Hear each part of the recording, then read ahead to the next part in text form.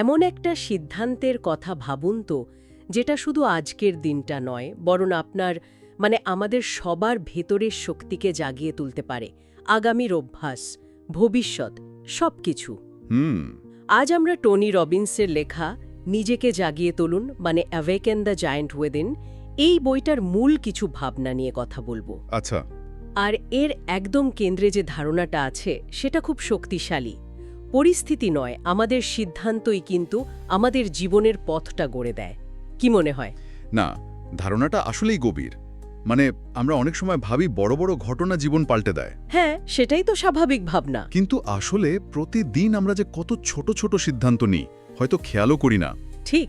সেগুলোই বুঝলেন ধীরে ধীরে আমাদের পথটা তৈরি করে। এটা অনেকটা সচেতনভাবে নিজের জীবনের একটা নকশা আঁকার মতো। বাহ, নকশা আঁকা, দারুণ বলেছেন। তা এই সিদ্ধান্তগুলো আমরা নিই কিসের ভিত্তিতে? আমাদের কাজের পেছনের মূল চালিকা শক্তিটা কি? বইটা বলছে দুটো জিনিস, ব্যথা থেকে দূরে থাকা আর আনন্দের দিকে ছোটা। এই পেন অ্যান্ড প্লেজার প্রিন্সিপাল, এটাই নাকি আমাদের চালায়। হ্যাঁ, একদম।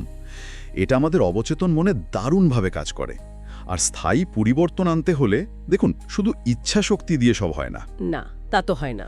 দরকার পড়ে নিউরো অ্যাসোসিয়েটিভ কন্ডিশনিংয়ের।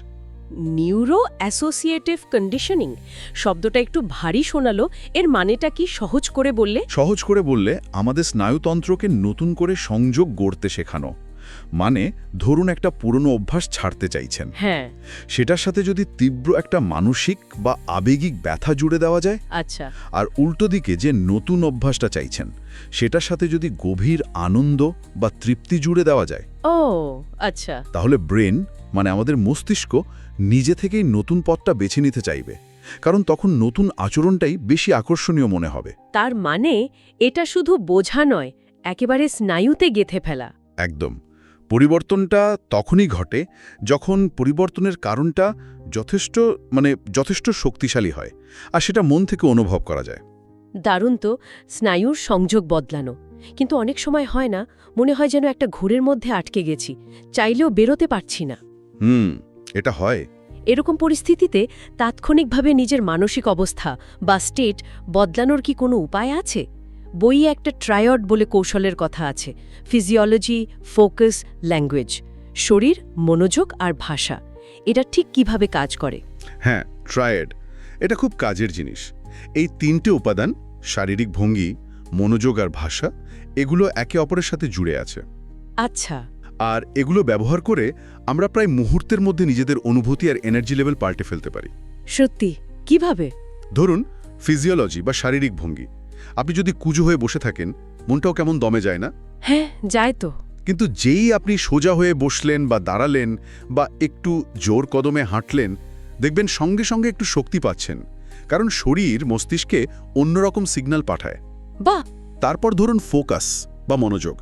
আমরা যেটার ওপর মনোযোগ দিই, সেটাই তো আমাদের কাছে বাস্তব হয়ে ওঠে, তাই না? ঠিক। তো নেতিবাচক দিক থেকে মনোযোগটা সরিয়ে যদি একটা ইতিবাচক কিছুতে ফোকাস করা যায়, তাহলেই দেখবেন মানসিক অবস্থা বদলাতে শুরু করেছে। আর ল্যাঙ্গুয়েজ বা ভাষা, ওটা কিভাবে? ভাষা আমরা নিজের সাথে বা অন্যদের সাথে যে শব্দগুলো ব্যবহার করি, ওগুলো কিন্তু আমাদের অনুভূতিকে ভীষণভাবে নিয়ন্ত্রণ করে। আমার দ্বারা হবে না বলার বদলে যদি বলি আমি এটা কিভাবে করতে পারি, দেখবেন ভাবনার মোড়টাই ঘুরে গেছে। তার এই তিনটে, শরীর, মন আর ভাষা, একসাথে ব্যবহার করলে এর প্রভাব অনেক বেশি হবে। ঠিক ধরেছেন। তিনটে একসাথে কাজে লাগালে ফলাফলটা বহুগুণ বেড়ে যায়, তাৎক্ষণিক পরিবর্তন আনা যায়। বাহ, দারুণ কৌশল তো। আর শক্তিশালী মানসিক অবস্থায় থাকলে, পজিটিভ স্টেটে থাকলে তো সমস্যার সমাধান খুঁজে পাওয়াও সহজ হয়ে যায়, তাই না? একদম। তখন আমরা অনেক বেশি ক্রিয়েটিভ থাকি, সমাধানমুখী থাকি। এখানে কি পাওয়ার কোয়েশ্চেন বা শক্তিদায়ক প্রশ্নগুলোর ভূমিকা আসে? ঠিক তাই। এই পাওয়ার কোয়েশ্চেনগুলো কি করে জানেন? এগুলো আমাদের মনোযোগকে সমস্যা থেকে সরিয়ে সম্ভাবনার দিকে নিয়ে যায়।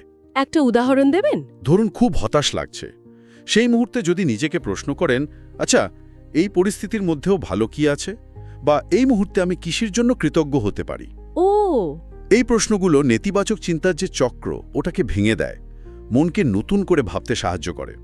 এটা আসলে মনোযোগ নিয়ন্ত্রণেরই একটা অংশ। মনোযোগ আর অবস্থার কথা তো হলো, কিন্তু বিশ্বাসেরও তো একটা বড় ভূমিকা আছে, তাই না? অবশ্যই। বইয়ে বলছে আমাদের বিশ্বাসগুলো নাকি টেবিলের মতো, আর এর পায়াগুলো হলো আমাদের জীবনের অভিজ্ঞতা, মানে রেফারেন্স। বিশেষ করে আমি হই বা আই অ্যাম, এই ধরনের আত্মপরিচয়মূলক বিশ্বাস। হ্যাঁ, আইডেন্টিটি বা পরিচয়। হ্যাঁ, পরিচয়।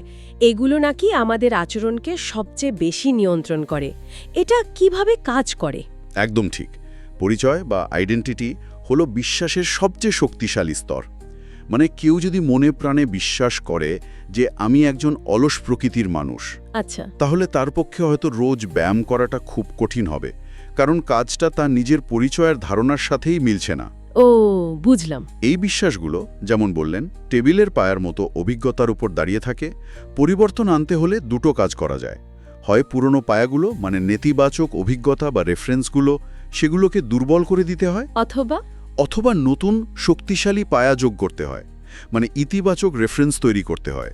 ছোট ছোট সাফল্যের অভিজ্ঞতা জমিয়ে ধীরে ধীরে নিজের সম্পর্কে পুরনো ধারণাটা ভেঙে ফেলা যায়। আর নতুন শক্তিশালী পরিচয় তৈরি করা যায়, যেমন আমি এমন একজন যে স্বাস্থ্যকর জীবনযাপন করে। ঠিক তাই।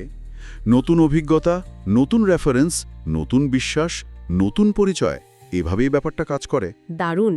তার মানে নতুন অভিজ্ঞতা দিয়ে পুরনো বিশ্বাস ভাঙা সম্ভব। এই তত্ত্বগুলো শুনতে তো খুব ভালো লাগছে, কিন্তু এগুলো বাস্তবে প্রয়োগ করাটা নিশ্চয়ই একটা চ্যালেঞ্জ। চ্যালেঞ্জ তো বটেই। এর জন্য কোনো প্র্যাকটিস বা অনুশীলন আছে কি বইটাতে? হ্যাঁ, একটা খুব পাওয়ারফুল চ্যালেঞ্জের কথা বলা আছে, 10-day মেন্টাল চ্যালেঞ্জ বা 10 দিনের মানসিক চ্যালেঞ্জ। 10 দিনের চ্যালেঞ্জ, কি করতে হয় এতে?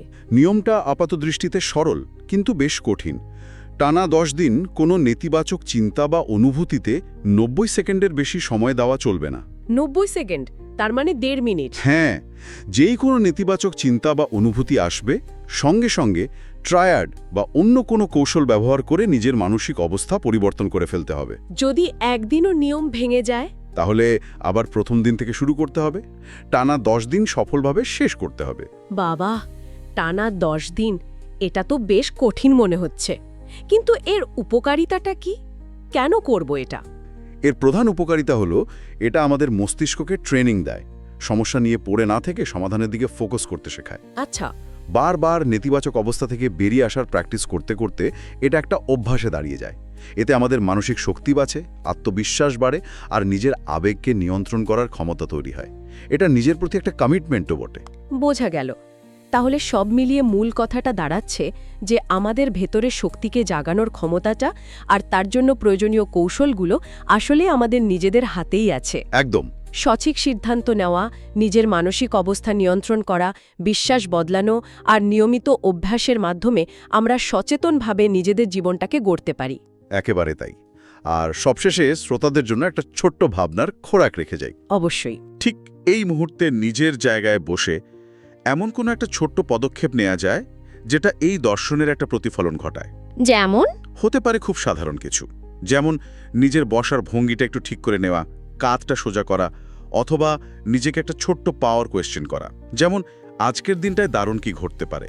বাহ! শুরুটা হয়তো খুব ছোট মনে হবে, কিন্তু এই যে সচেতনতার প্রথম পদক্ষেপ, এটাই কিন্তু বড় পরিবর্তনের শুরু হতে পারে। ঠিক, শুরুটা ছোট হলেও প্রভাবটা অনেক বড় হতে পারে।